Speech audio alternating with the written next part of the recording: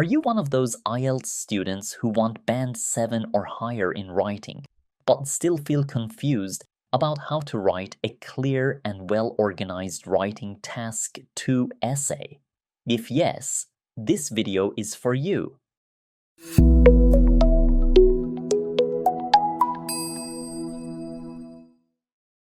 Hi everyone, welcome back to IELTS Clinic. It's me, Ali, back again with another practical IELTS lesson. In this series, I'm going to show you how to write a strong and clear IELTS Writing Task 2 essay step by step. So grab your pen, grab your notebook, and let's get started. Today's lesson is all about how to write a good paragraph. We will learn how many parts a paragraph has, what each part does, and how to build a clear and strong paragraph step by step. We will also meet Emily, and she will help us understand everything in a simple way. Yes, Ali, sure. Hello, everyone. My name is Emily. It's my pleasure to meet you here on Ali's YouTube channel, and I am very excited to start learning IELTS with you from the beginning. And at the end of the lesson, we will do some quizzes and practice activities to make sure you fully understand how to write a strong paragraph. So, if you're aiming for a higher band score, even if you're a beginner, you're in the right place. Let's get started. Okay, Emily. Now, first of all, let's talk about some basics that you need to know about IELTS writing. Yes, I'm ready. In the IELTS writing test, you actually have two tasks, Task 1 and Task 2. In Task 1, you need to write 150 words in about 20 minutes, and in Task 2, you need to write 250 words in 40 minutes. The examiner gives you 1 full hour to do both tasks, and it's totally up to you how you divide that time.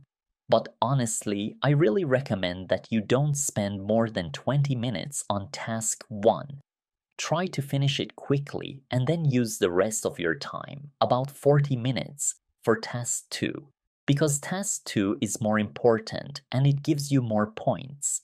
In other words, Task 2 carries more weight in the final writing score. A question just came to my mind, Ali. Do I need to start with writing task 1 or writing task 2 first? That's a very good question, Emily. I highly recommend that when you get the questions in the exam, you quickly look at both writing task 1 and writing task 2 questions first to see which one you find easier. If you think the writing task 1 question is easier, start with task 1 first. It will help you feel more confident. If you think the writing task 2 question is easier, start with task 2 first. That confidence will also help you for the rest of your writing. Okay, got it. Ali, another question. Do we get 2 different scores for each task on our IELTS certificate? No, Emily. You will receive only 1 score for writing. But how does the examiner calculate my final writing score? Let me explain. Imagine in writing task 1, you get a 7, and in writing task 2, you get a 4. The examiner adds another 4 to the total, because writing task 2 is double-weighted, so it would be 7 plus 4 plus 4 equals 15. Then, they divide it by 3. Your final score would be 5, even though you get a 7 in task 1. This shows that whatever score you get in writing task 2 has a bigger impact on your final writing band score. Now, imagine in writing task 1, you get a 4, and in writing task 2, you get a 7. The examiner will add another 7 to the total, so it would be 4 plus 7 plus 7, which equals 18. Then, they divide it by 3, and your final score would be 6. So does that mean writing task 2 is 66% of my final writing score, and writing task 1 is 33%? That's true. Actually, writing task 2 affects your final writing score a lot.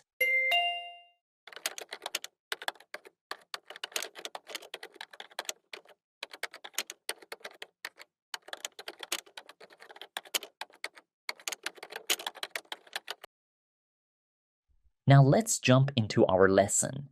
In the first step, let's discuss paragraph formatting in an essay.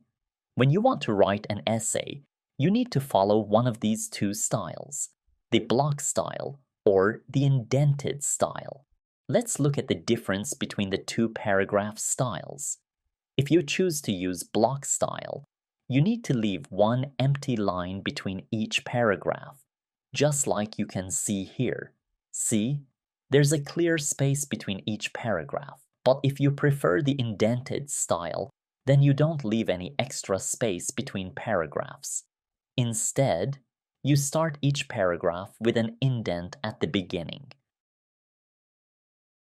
Ali, I have a question. How big should the indent be?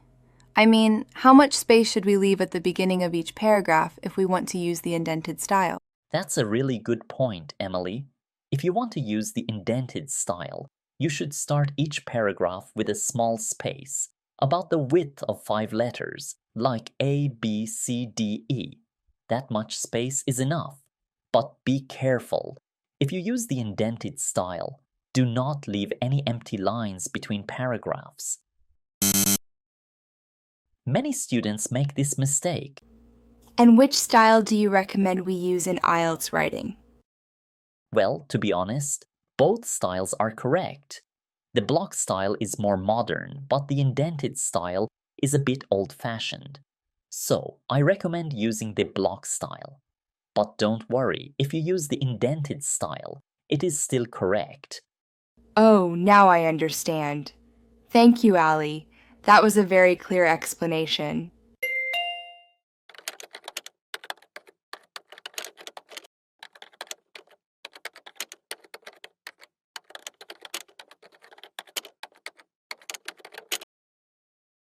You're welcome. Now let's go to the next part. Before we start learning how to write an essay, today we are first going to learn how to write a paragraph. Do you know why, Emily? I'm not exactly sure, but I can guess. Maybe it's because an essay has 4 paragraphs. So if we learn how to write one paragraph, it will be easier to write the whole essay.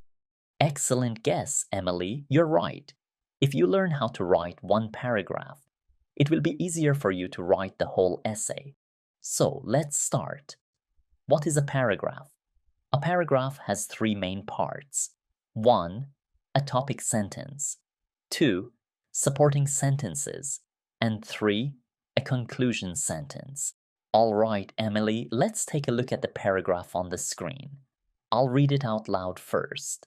Then, we're going to break it down step by step. Parents can help their children succeed in school by encouraging them. Children usually enjoy playing games more than studying their boring lessons. So parents need to take responsibility and remind them to do their homework after school. They should also encourage their children by buying storybooks with pictures, or they can get textbooks and tapes that help children learn to read and spell. The best way to encourage children to study better is to reward them when they get an A. When I was a child, I experienced this. My parents gave me a gift when I studied well, and I felt very excited. So, if parents really want their children to succeed in school, they should pay attention to their children's studies and encourage them. Now let's start with the topic sentence to see what it is and what we need to write there. Topic sentence. This is the main idea of the paragraph. It is the most important part of the paragraph. The topic sentence can be a full sentence or sometimes a phrase. It usually includes 2 parts. Topic, what the paragraph is about. Controlling idea, the writer's opinion about the topic. Now, Emily, would you please find the topic sentence in this paragraph and read it out loud for us? Yes, sure. Let me see. Ali, I'm a bit confused. We have a lot of sentences in this paragraph. I don't know which one is the topic sentence. Emily, Always remember that in academic writing, the topic sentence is usually the first sentence of the paragraph. Ah, so you mean parents can help their children succeed in school by encouraging them, is the topic sentence, right, Ali? That's right. Now, can you tell me which part of this topic sentence is the topic and which part is the controlling idea? Let me see. Ah, yes. I think the part, parents can help their children succeed in school, is the topic. And by encouraging them is the controlling idea. Excellent. You're correct, Emily. Parents can help their children succeed in school is the topic. So that means when the examiner reads this part, they understand what the paragraph is going to talk about. The topic of this paragraph is about how parents can help their children succeed in school. Yes, you're completely right. Now, what is the writer's opinion about this topic? It's by encouraging them. Correct. So, this part is the controlling idea. So it shows how the writer thinks parents can help. Yes, this is the writer's opinion about the topic. So, Emily, from now on, when you want to write a topic sentence, you need to make sure that your topic sentence has two parts. The topic, what the paragraph is about. The controlling idea, the writer's opinion about the topic. That was really helpful. Thanks, Ali. I think before I didn't write my topic sentence correctly, but now I get it. What comes next? After writing the topic sentence, the next step is to write some supporting sentences. I think I know. Supporting sentences explain the topic sentence, right? Yes, supporting sentences can include narrative, a short story or experience, explanation, something that makes the idea clearer, example, a real-life situation that shows the idea, details, more information that explains the idea, statistics, numbers or data. Now, Emily, may I ask you to read all the supporting sentences in this paragraph one by one and tell me what kind of support each one is? Yes, sure. Students, you can try it too. Pause the video after Emily reads each sentence and try to guess what kind of support it is. Narrative, explanation, example, detail, or statistics. Then, compare your answer with Emily's. Let's start. Yes, sure. Children usually enjoy playing games more than studying their boring lessons, so parents need to take responsibility and remind them to do their homework after school. I think this is explanation. That's correct. Good job. Next supporting sentence, please. They should also encourage their children by buying storybooks with pictures, or they can get textbooks and tapes that help children learn to read and spell. Ali, this sounds like detail. Am I right? You're absolutely right, Emily. Good job. Let's move on. Read the next support sentence. The best way to encourage children to study better is to reward them when they get an A. Maybe this one is also an explanation? Yes, it is. You're doing great. Continue, please. When I was a child, I experienced this. My parents gave me a gift when I studied well, and I felt very excited. That's a narrative because it's a short story from your life. Fantastic job, Emily.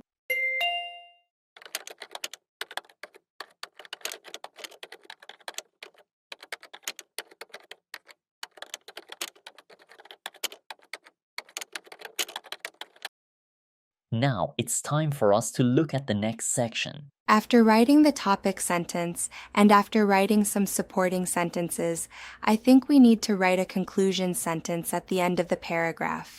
Exactly, that's right. The conclusion sentence comes at the end of the paragraph. It usually repeats the main idea in a different way. It helps the reader understand that the paragraph has come to an end. A quick question, Emily. Where did you see the main idea before in the paragraph? Oh, the main idea was in the topic sentence at the beginning. That's correct. The main idea usually comes at the beginning of the paragraph, in the topic sentence.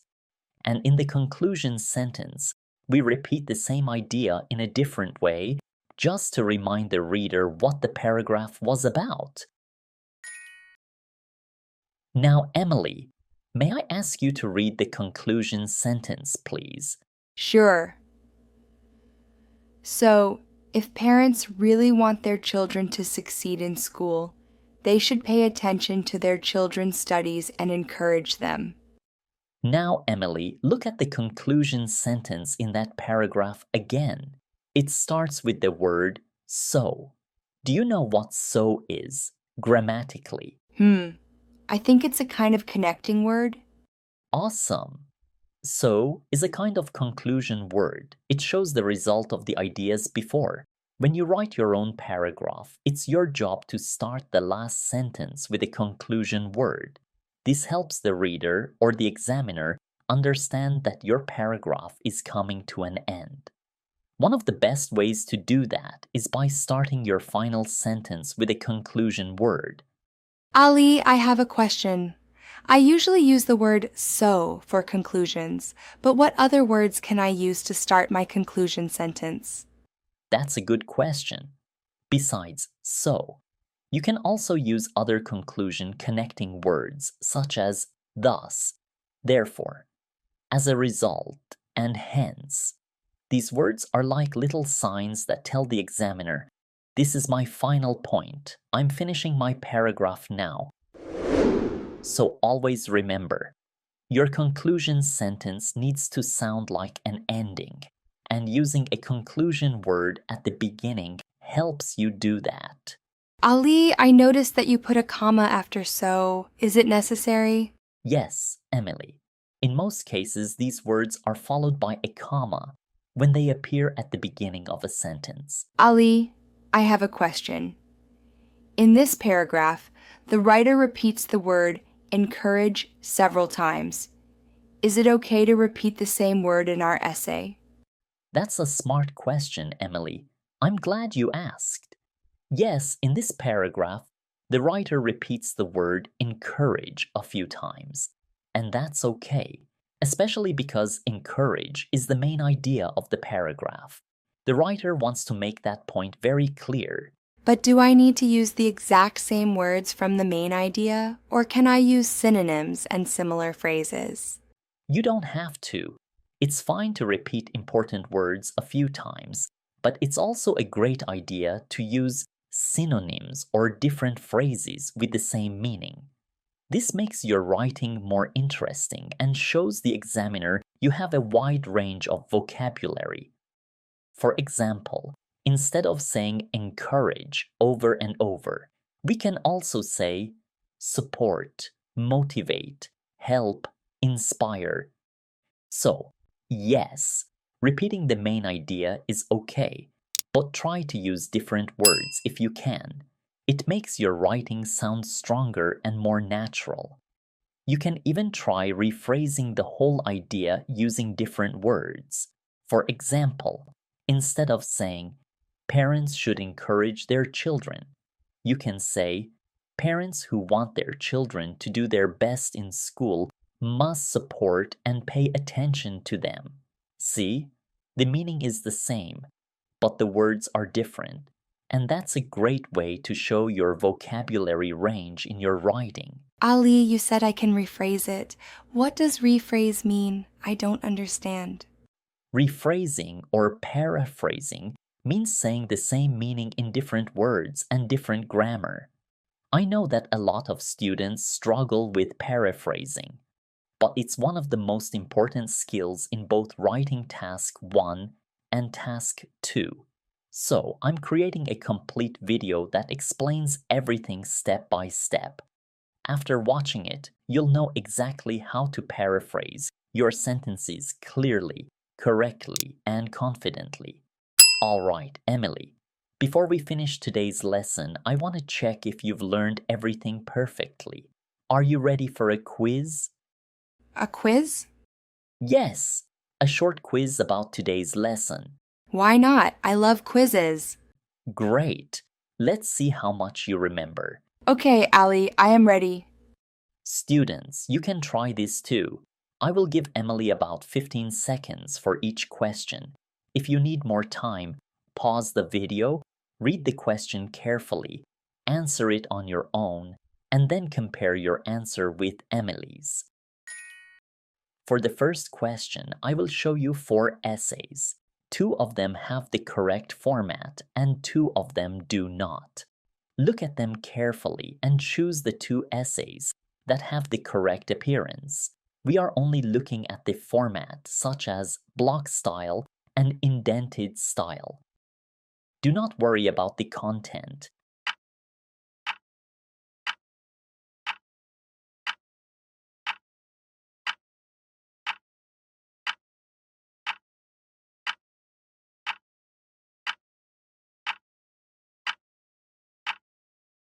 Emily, your time is up. Are you ready to share your answer?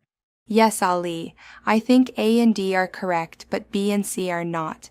In B, the writer is using the indented style for the introduction paragraph, but the body paragraphs and conclusion use block style, which is wrong. We should not mix them up. In C, the writer is using the indented style, so they should not leave a line between paragraphs. Excellent. Now let's move on to the next question. How many parts does a good paragraph have?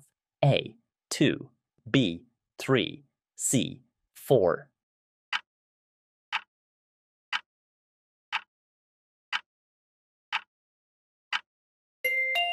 The answer is B. There are 3 main parts in a good paragraph: a topic sentence, supporting sentences, and a conclusion sentence. Awesome. Next question. Which sentence introduces the main idea of the paragraph? A, example sentence. B, topic sentence. C, conclusion sentence.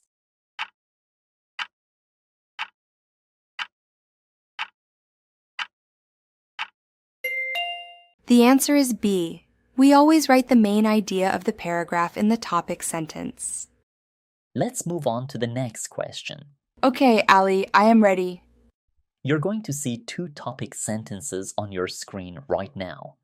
Your job is to decide which one is actually better. A, governments should find a way to reduce city traffic congestion. B, governments should reduce city traffic congestion by investing in public transport.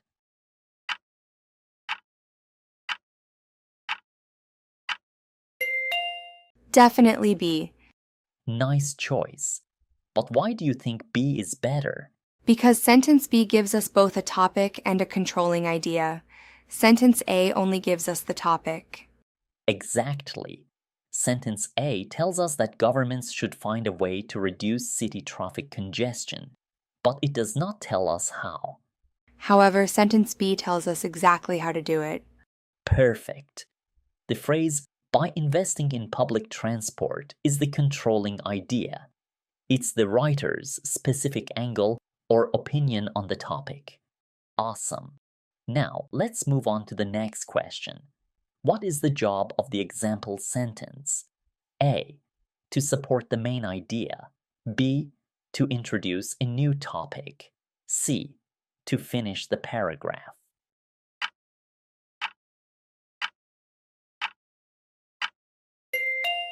The answer is A, to support the main idea. Excellent, Emily. Next question. Look at these 4 choices on your screen and tell me which word is the correct choice to begin the concluding sentence of a single paragraph. A, moreover. B, finally. C, in conclusion. D, thus. The correct answer is D, thus. Many students may choose C, in conclusion. But in conclusion is only for the end of a whole essay. We do not use it for a single paragraph. Exactly. For one paragraph, you want to show a result. You should use words like thus, therefore, so, hence, or as a result. All right, Emily. Fantastic work so far. Ali, I have a question. Now that we've learned about the different parts of a paragraph, what is the next step? The next step is to understand the 3 key parts of a strong paragraph. The 3 key parts of a strong paragraph? What are those? Unity, coherence, and cohesion. These are the things that make your paragraph clear, easy to follow, and powerful. What's unity, Ali? That's a great question, Emily. But let's pause right here. I'll answer this in part 2 of our Writing Task 2 lesson. Sure, okay. All right. Great job today, everyone. This is the end of part 1. Stay tuned for part 2. If you have a friend who's starting IELTS and you think this video is useful, please share it with them. And don't forget to subscribe and hit the bell so you never miss a tip that could boost your score. Practice with heart, believe in yourself, and never stop learning. And remember, success comes step by step. I'm here to guide you, and I'll see you in the next session.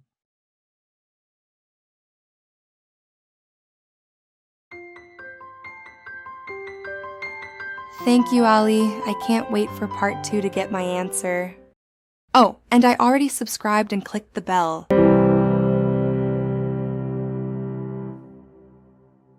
IELTS Clinic. Simple lessons.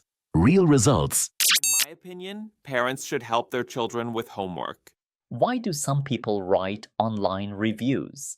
A key contributing factor is that people want to share customer feedback. Right now, your details are in very short, simple sentences. This helps prepare your listener, or the examiner, to expect more than one idea, so that students aiming for a very high band score